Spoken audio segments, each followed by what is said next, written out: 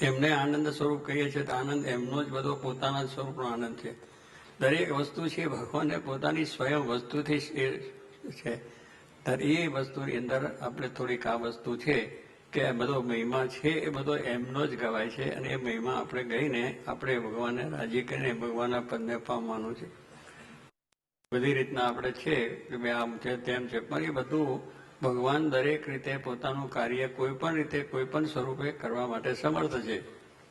એ કે એમને નથી કે એમને ભગવાન તો છે જ. એટલે આપણે જે વસ્તુ છે એ ભગવાનની મહિમાની વસ્તુ છે, અને એ શ્રીજી મહારાજ સાક્ષાત પૂર્ણ પુરુષોત્તમ હતા.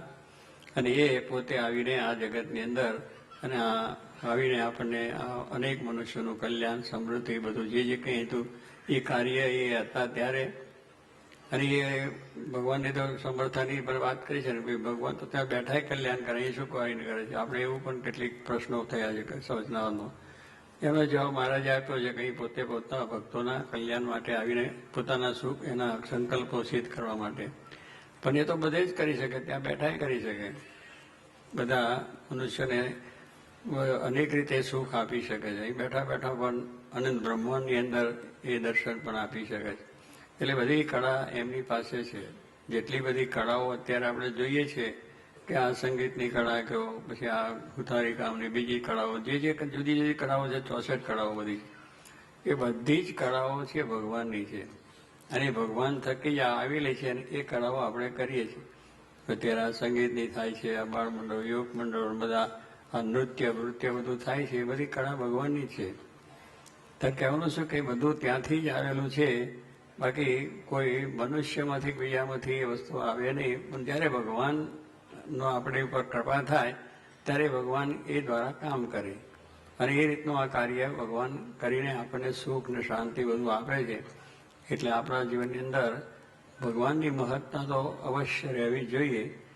એમને આપણે મહારાજને ગૌણ કરીને કે મહારાજની ગૌણતા થાય એવો વિચાર કરીને આપણે મહત્તા કહીએ તો આપણે કોડી ના છે. આપણી કોઈ કિંમત નથી. એમની મહત્તા જ મારે કે તમારી મોટપ શેને લઈને છે. આપણી વતનાત્મા વાત કર્યું કે આપણી મોટપ શેને લઈને પૈસાથી છે કે આપણે આ દુનિયાના મહત્તા છે ને છે કે આપણે બહુ જ બધા મંદિરો કરી નાખ્યા કે બધી રીતના સત્સંગ વધાર્યો છે, એનાથી નથી. મોટપ તો એક આજ્ઞા અને ઉપાસના બે જ. ભગવાન શ્રીજી મહારાજની આજ્ઞા છે કે જેટલી આપણા જીવનમાં દ્રઢ થાય અને જેટલી ઉપાસના એમના વિશે દ્રઢ થાય કે સર્વોપરી સર્વતાના અવતારી સર્વકારના કારણ અક્ષરધામના પ્રતિ અતન બ્રહ્માંડનું કરનાર એવા એ શ્રીજી મહારાજ એક અદ્વૈત એ છે. અને એમના આજ્ઞા જે આપણને મળી છે, સાધુના ધર્મ ને ગ્રસ્તોના ધર્મ, ભાઈ ભાઈના બધા ધર્મો છે, એમની આજ્ઞા છે, એ પાડવાની છે. અને શિક્ષાવતાની એક આજ્ઞા છેલ્લી પાછી આપણે બધાને કરી છે, બીજા આત્માનમ બ્રહ્મરૂપમ. આ શિક્ષાવતારીમાં બધી આજ્ઞાઓ છે, એમાં વિશેષ આજ્ઞા છે કે આ બધું જો તમે કરશો તો પછી તમારે આ સ્થિતિ થશે. અને એ સ્થિતિથી આપણે કરવાનું છે. આત્મા છું, હું બ્રહ્મ છું, હું અક્ષર છું, એ થઈને ભગવાનની ભક્તિ કર. પછી હું અક્ષર ન થઈ ગયેલો, બ્રહ્મ થઈ ગયેલો, હું ભગવાન થઈ ગયો એવું નથી. ઘણા માણસો સંન્યાસી મહાત્માઓ કે હમ બ્રહ્માસ્મિ. શું થયું? અહમ બ્રહ્માસ્મિ એટલે હું જ પોતે જ ભગવાન એમ વાત કરે. કઈ એ વાત ખોટી છે. અહમ બ્રહ્માસ્મિ એ તો ભગવાનના બ્રહ્મદાસ થવાની વાત છે, ભગવાનના સેવક થવાની વાત છે.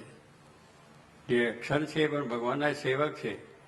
અને એ રૂપ આપણે થઈ અને ભગવાનની ભક્તિ કરવાની શિક્ષા. નિજાત્માનમ બ્રહ્મરૂપમ દેહત્ર એટલે ત્રણ દેહથી જુદો એવો જે પોતાનો આત્મા છે, એ આત્મા આપણો જે ગુણાતીત જેને કહીએ છીએ, એ અક્ષર રૂપ આપણે થઈને પુરુષોત્તમની ભક્તિ કરવાની છે. પણ અહમ બ્રહ્માસ્મિ એટલે આપણે જ પોતે થઈ જતા નથી. એવો પણ સિદ્ધાંત ચાલે છે. એમાં તો અત્યારે આ તો બધા અત્યારે એ બધી વાત જતી રહી. અત્યારે તો એની ચર્ચાઓ ને એની વિશેષતાઓ થાય ને એમાં તો બધી બહુ જ મોટો રામાયણમાં ચર્ચાઓ થતી કે બ્રહ્મને શું છે બીજું. એ વાતની અત્યારે પણ વાતો શ્રીજી મહારાજે આપણને એટલું છે કે ભગવાન એટલે ભગવાન છે, બાકી બધા દાસ ભગવાનના સેવકો છે. અને સર્વશ્રેષ્ઠ મારા ગુણાતીત છે. આપણે મારાના અનન્ય સેવક કે જે ભગવાનને અખંડ ધારી રહ્યા છે, ભગવાનનું સ્વરૂપ બન્યા છે. ભગવાનની આજ્ઞામાં રહીને પોતાનું સર્વ કાર્ય કરે છે. એટલે એ રૂપ આપણે થવાનું થયું કે આપણો આત્મા એ છે. અને એ આત્મા જો આપણે થયા તો પછી સુખ દુઃખના ભાવ રહે નહીં. પછી માન થાય, અપમાન થાય, કોઈ રહે તે કંઈક બોલો હું અક્ષર છું. એટલે અક્ષરને કોઈ નાત નથી, જાત નથી, કોઈ દેશ નથી, પરવાર નથી, બાળક નથી, યુવક નથી, કિશોર નથી, કોઈ જ નથી.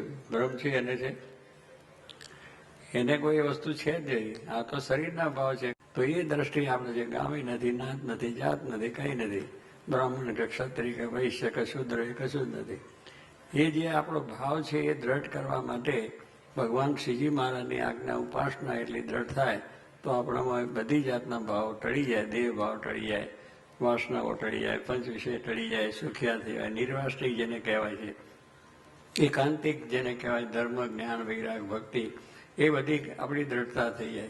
અને એ થયા પછી આપણને બધી રીતે શાંતિ, શાંતિ ને શાંતિ. પછી દરેકમાં એને પરમાત્માનું દર્શન થયા કરે. પછી કોઈનો અવગુણ નથી, નાનો નથી, કોઈ મોટો નથી. એની દ્રષ્ટિમાં બધા જ જોગી મહારાજની દ્રષ્ટિ હતી, આપણે જોયું છે ને એ બધાને સમજતા હતા.